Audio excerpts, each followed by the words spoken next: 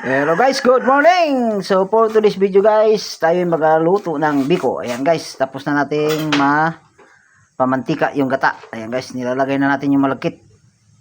Ayan guys, yan. Kasama dukot. So perfect pagkaluto guys, hindi masyadong sunog. Ayan, tama-tama lang. Oh. Saktong-sakto lang talaga na hindi nagkadukot masyado.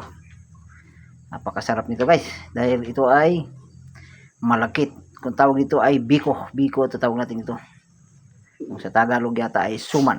Ayan guys, so bilisan natin paghalo dahil medyo mainit ang panahon dito sa Mindoro ngayon. Maganda ang ngayon panahon dahil mainit.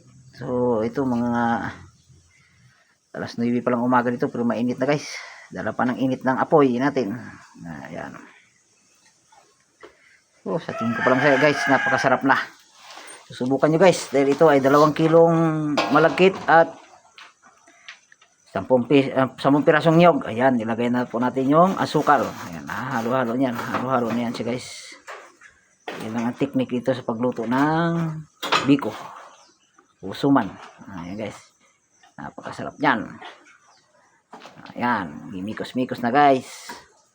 Yan, kunting halo-halo na yan guys. Yan, maga-brown na yan. Dala sa asukal. So guys, hindi natin magtagal. Hanggang dito lang ating videos. Bye-bye.